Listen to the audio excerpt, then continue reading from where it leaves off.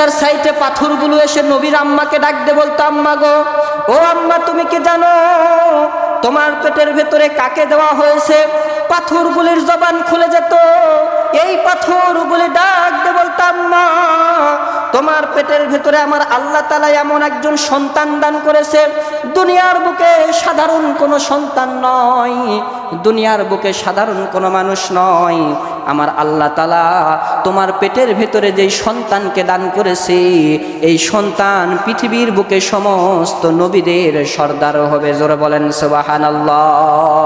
আম্মা জান আমেনা রাদিয়াল্লাহু তাআলা আনহা বলেন, আব্বা জান, শ্বশুর, আপনি শুনে রাখেন, শুধু তাই নয়, আমি যখন কলসিকে নিয়ে কূপের ভেতরে পানি নেওয়ার জন্য চলে যাইতাম, ওই কূপের ভেতরে যাওয়ার সময় কূপের সাইডে আমি যাই দেখতাম পানিগুলো অত্যন্ত নিচে পড়ে আসে।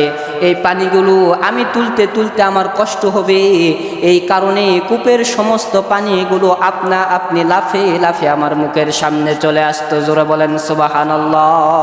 আমার বান্ধবীরা ডাকতে বলে, আমেনা, তুমি একটু কূপের সাইডে চলো, তুমি যদি ওই কূপের সাইডে যাও তাহলে কূপের পানিগুলো একটু উপরে চলে আসে, আর কূপের পানি যখন উপরের দিকে চলে আসে আমরা কূপের ভেতর থেকে পানিগুলোকে নিয়ে নিব, এর বিনিময়ে তোমাকে তোমার কলসি বহন করতে হবে না, তোমার কলসিটা আমরা বান্ধবীরা নিজেই বহন করে দেব। সুবহানাল্লাহ বলেন।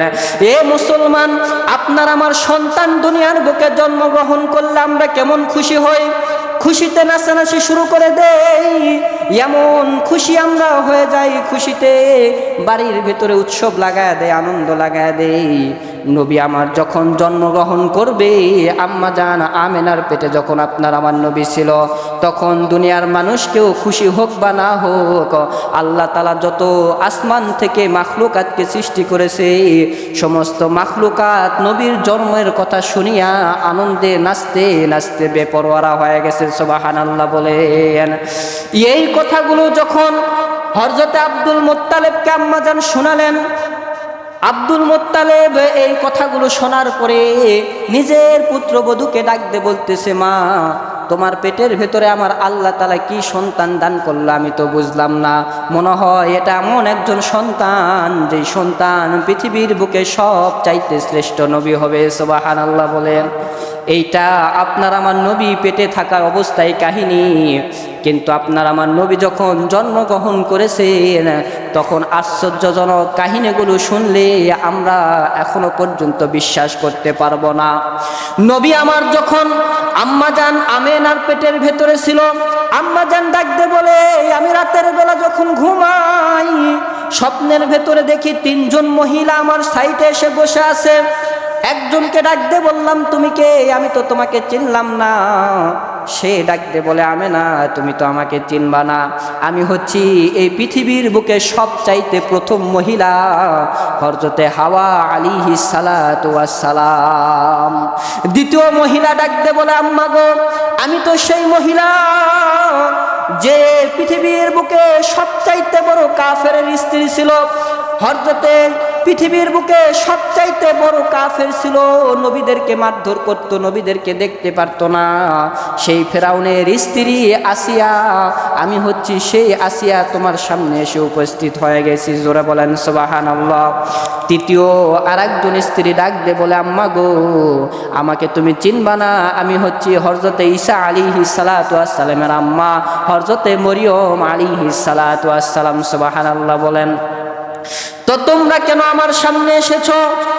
এই তিনজন মহিলা ডাকতে বলে, আম্মা, তোমার পেট থেকে আমার আল্লাহ তাআলা এমন একজন নবীকে দুনিয়ার বুকে পাঠায়া দিবে, যেই নবী দু জাহানের সর্দার, দুনিয়ার বুকে শুধু দুনিয়ার সর্দার নয়, আখিরাতের সর্দার হিসাবেও আমার আল্লাহ তাআলা যিনাকে দুনিয়ার বুকে পাঠাবে, তিনি আজকে জন্মগ্রহণ করবে। তিনার জন্মগ্রহণ করার সময় যেন কোনো সমস্যা না হয়, এই কারণে ডক্টর হিসাবে আমার আল্লাহ তাআলা আসমান থেকে আমাদের তিনজন মহিলাকে তোমার কাছে নিয়ে এসেছে। জোরে বলেন সুবহানাল্লাহ। দুনিয়ার বুকের নারীরা যখন ডেলিভারি করে আরো 2-3 জন নারীর প্রয়োজন আছে না নাই? এ জোরে বলেন আছে না নাই? প্রত্যেকটা নারীদের ডেলিভারির সময় আরো 2-3টা নারীর প্রয়োজন হয় যাতে করে সন্তানটা সুন্দরভাবে হয়, এই সন্তান হইতে যাতে করে কোনো সমস্যা না হয়, এই কারণে প্রত্যেকটা নারীদের সাথে 2-3 জন করে মহিলার প্রয়োজন হয়। আম্মাজান বলেন আল্লাহ আসমান থেকে আমার সন্তান জন্মগ্রহণ করার সময় 3 জন মহিলাকে ডক্টর হিসাবে আমার কাছে পাঠায় দিয়েছিলেন। সুবহানাল্লাহ বলেন। মুসলমান ভাইরা আমার, সেই নবী এই মাসের ভেতরেই জন্মগ্রহণ করেছে। আবু লাহাব যখন ইন্তেকাল করে দুনিয়া ছেড়ে বিদায় নিয়ে চলে গিয়েছে, এই আবু লাহাব বিশ্ব নবীকে কখনোই দেখতে পারতো না, নবীকে পছন্দ করতো না, নবীকে সর্বদাই মারধর করত, নবীর উপরে সর্বদাই অত্যাচার করত। এই আবু লাহাব একজনের স্বপ্নের ভেতরে আসিয়া ডাক দে বলে, তুমি কি জানো আমি অন্ধকার কবরের ভেতরে কি অবস্থায় আছি? তুমি কি জানো অন্ধকার কবরে আল্লাহ তাআলা জাহান্নাম দিয়ে দিছে, এমন ভয়ঙ্কর জাহান্নাম, যদি দুনিয়ার বুকে আমি বুঝতাম তাহলে আমার ভাতিজার কথাগুলোকে আমি কখনো অমান্য করতাম না, আমার নবীর কথাগুলোকে কখনোই আমি অমান্য করতাম না, নবীর কথাগুলোকে সর্বসময় আমি আঁকড়ে ধরতাম। কিন্তু একদিন আমার কবরে আযাবকে বন্ধ করা হয়, কমিয়ে দেওয়া হয়। এই স্বপ্ন যেই ব্যক্তি দেখতেছেন, এই ব্যক্তি ডাকতে বলতেছে, কোন দিন? আবু লাহাব ডাকতে বলে, শোনো শোনো, ওই দিনটা তো সেই দিন যেই দিন আমার ভাতিজা হযরতে মুহাম্মদুর রাসূলুল্লাহ সাল্লাল্লাহু আলাইহি ওয়াসাল্লাম দুনিয়ার বুকে জন্মগ্রহণ করেছিলেন।